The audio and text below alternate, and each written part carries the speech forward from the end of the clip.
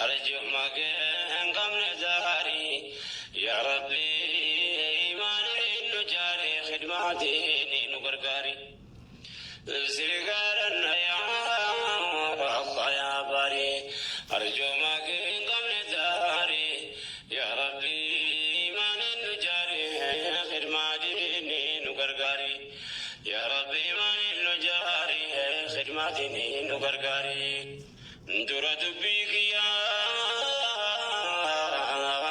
مقام رب العالى خير مرمك ساتنك بوجالا قفتر النقاية ثم الحمد لله موتي دنيا آخرة فاروني سملا في الأزمان ما نفرك رسولا محمد الأمين أنبياء مرسلا كرانساني تدري رحك جيلا عليه الصلاة والسلام على نبي المختار يا ربي إيمان النجاري خدماتني نقرقاري شير قالني كان صادي موتي أرضي بسماء شير ولتننا نسكوبت الرحمة تلساك سانو فرجومي والنعمة فلتنو فرق كرادين إسلام نكرن يوم ملكي بي لما يكاكين نوريسي أبرارما يا موتي أرضي في سماء أكيرتي نقرقاري يا ربي إيماني لن جاري خدماتي نقرقاري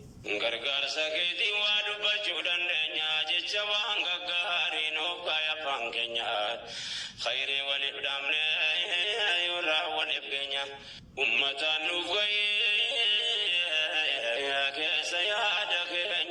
ورنك يا ربي بيجاجا كنيا ملكا ودها جان كنيا نملك يا جباري يا ربي إيمان نجاري خدمة ديني نقرقاري نقفتا كنيا قاري وقرقار سبنا أما ربي نولا بزرات بنا عندك النوادا والإفسين قمنا يا كتو قمرو والبركاينا ديم سديني دنيا ولتدامنا همني ربي براجري بربادنا كدني وغرغار سيفنا ربي كنيا غاري يا ربي إيمان نجاري خدماني نغرغاري الحمد لله انجرنا دبس نغوبتا زكي جمع بينو بيسس أرجو مساكس عمري نتسس مغانغي ولتي مونو دبس يا غوبتا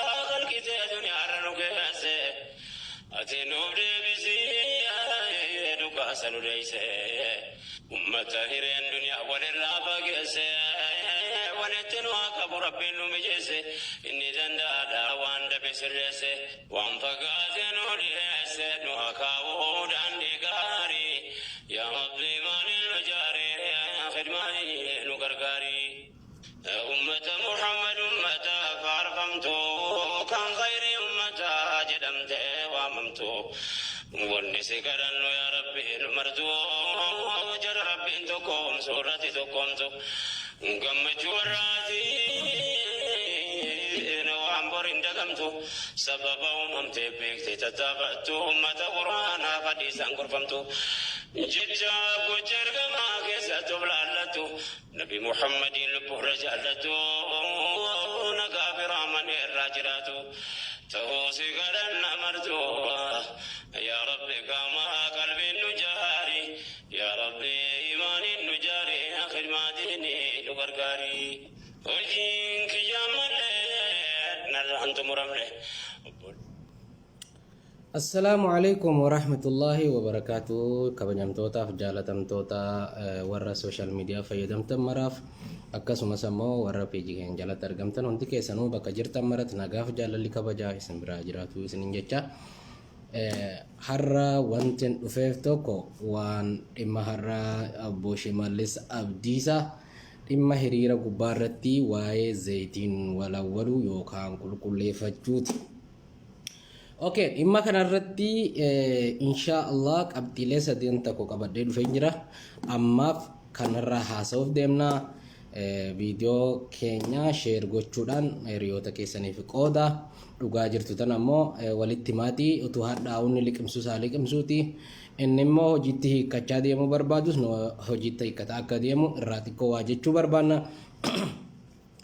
Welcome direct asumaan utuu itti seenin dura sirba manzuumaa raayyaa abbaa maccaa kanaan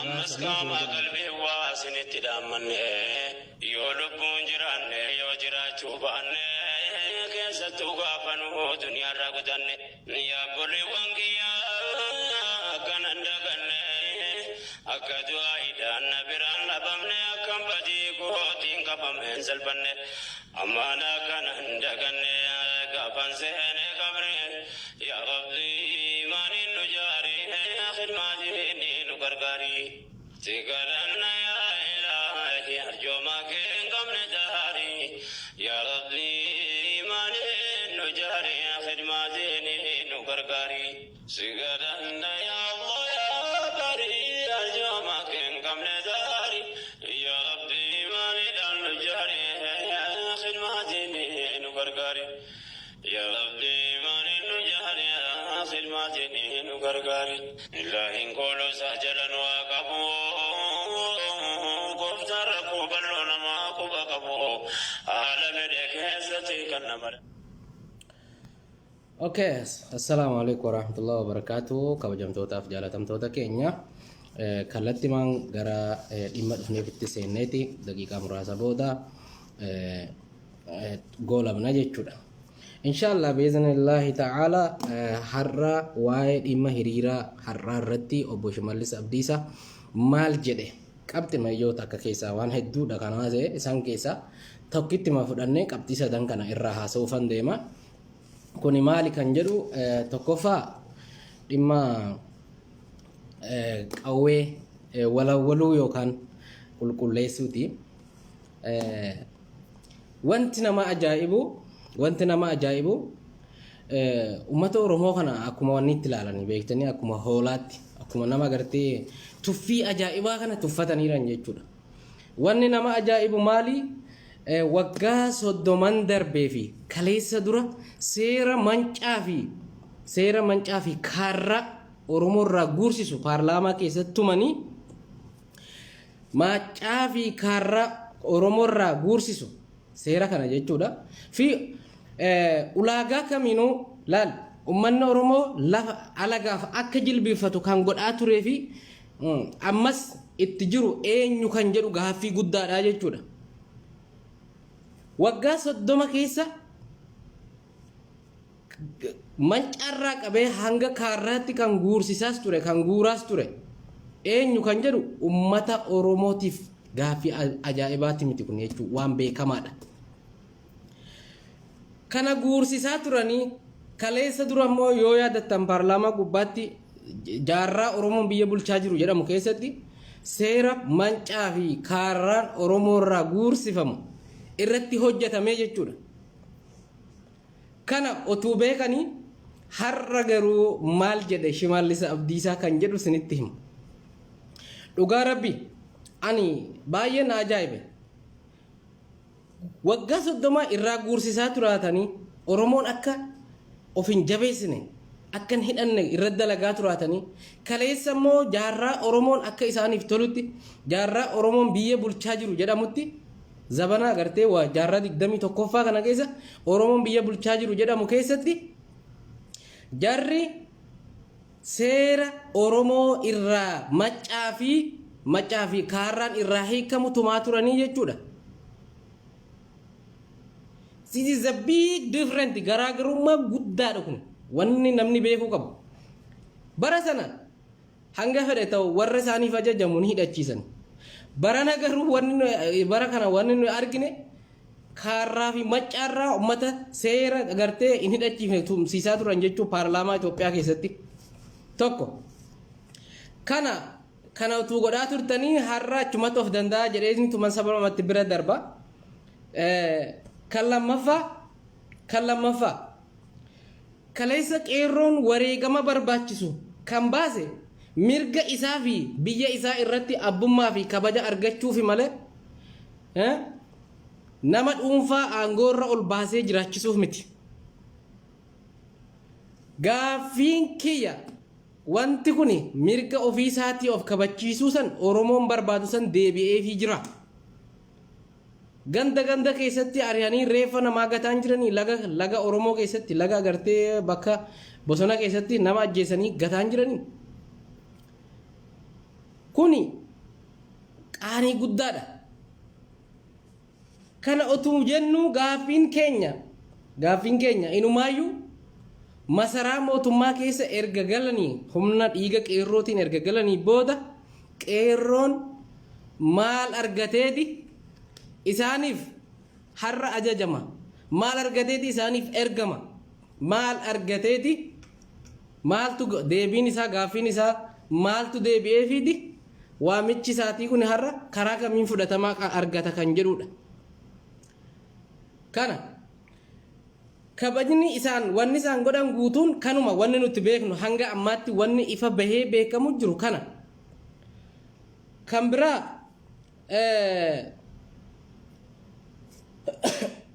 qaanii tokko malee zayitiidhaan walawwalaa qopheeffadhaa jedhe. Yoo yaadattan waggaa 3 akka har'aa dura Jawaar Muhammad kamisee dhufeeti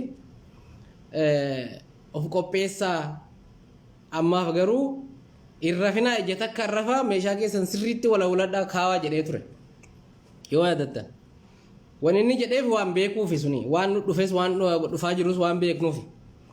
Inni kun garuu meeshaa masanuu kenneefii jira. Inni kun keenya Jawaar kan jedhe waan ummanni keenya waa qabu waan beekuufi.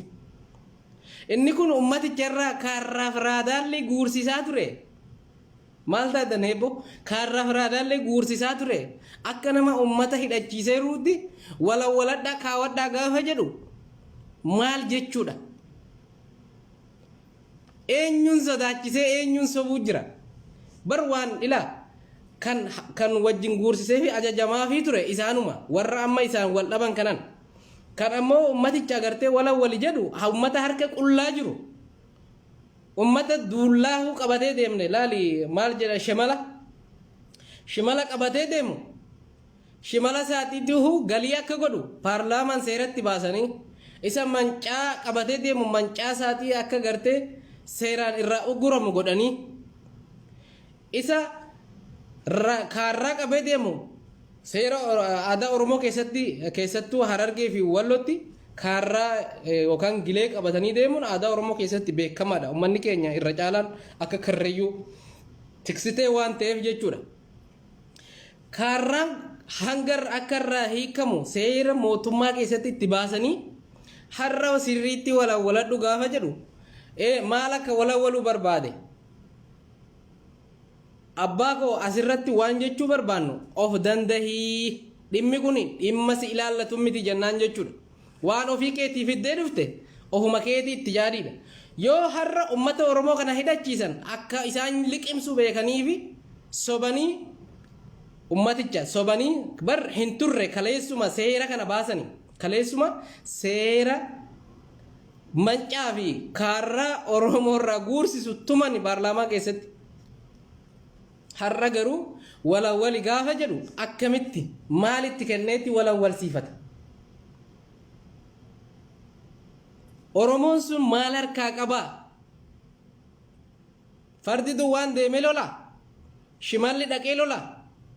Jaarraa 21 kana keessatti yoo itti hidheerate gabbaasanii nu agarsiisanii akka itti hidheeru nummoo akka itti walawwalan itti himna gaafasanii akka itti qawwee dhukaasan itti himna. Akkatti qabatanii deeman itti garsiifna.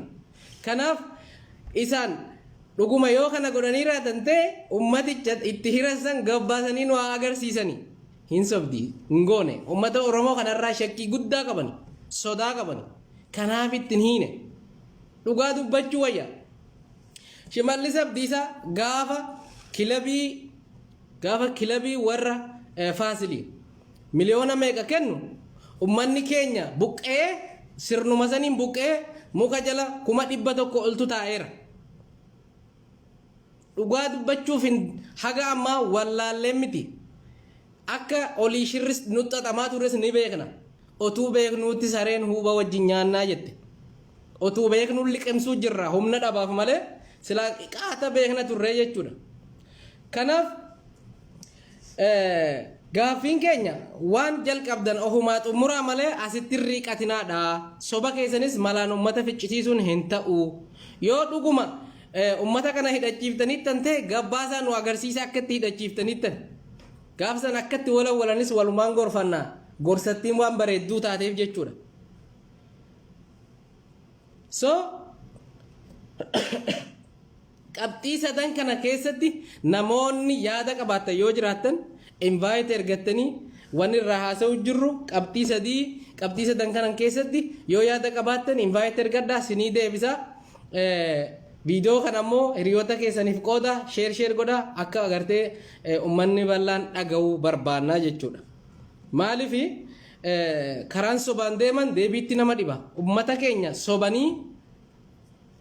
sobanii borjaajii hamaa keessa gashaa jiran ummanni harka duwwaa gabbee maal walawwalee ofirraan lola har'a miti gaafa agartee fincilaa sanuu bar nama meeshaa takka ittiin kennin jarri kun ummanni harka duwwaa gabbee lolaa ture bar har'a maalitti kennan eenyuun abdataniiti kaleessa maangaa jedhanii arrabsiisaan turre girrisaa jedhanii arrabsaan ture har'a akkamitti isaaniif ta'e gaafa waan fedhan godhan karaan dhibe nu dhoksaan tuni hin taatu jechuudha dhugaa walitti maa deemuun barbaachisaadha otuu hadhaa'uu liqimsuu qabdanii jechuudha meeshaa isin ummatattuun hiine unumaayyuu faallaa kana ummata oromoodha ifama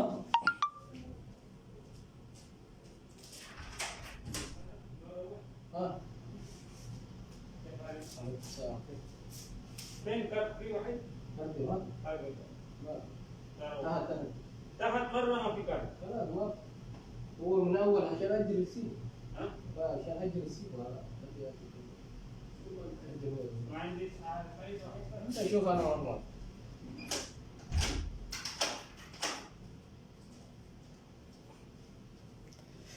ifama dubbiin kana fakkaatti isaan ummata kana sobaa jiran jechuudha ummata kana akkitti isaan sobaa jiran walumaan argaa jirra dhugaa dubbachuuf ummanni oromoodha ilaa ammaan hidhanne kaarraa fi seera kaarraa fi mancaa irraa guuramu tumanii itti taphataa jiranii siniin jechaa jirra maal walawwalata kanaan of sobuu dhiisee oromoon of qopheessuu qaba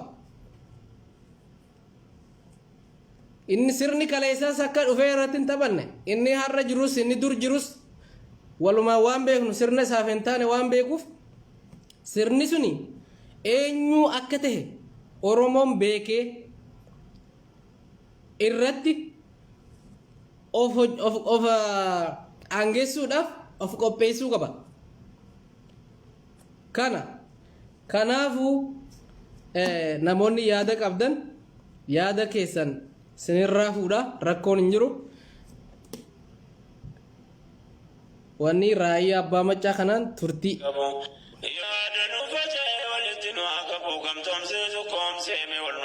sheer godha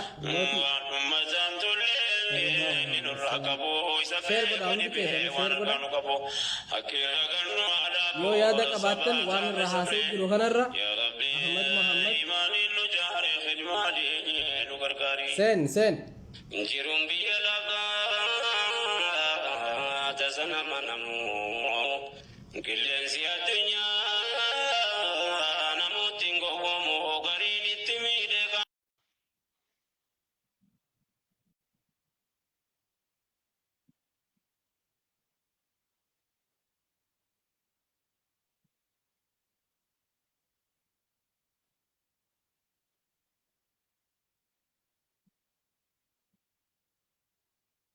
invite ergadha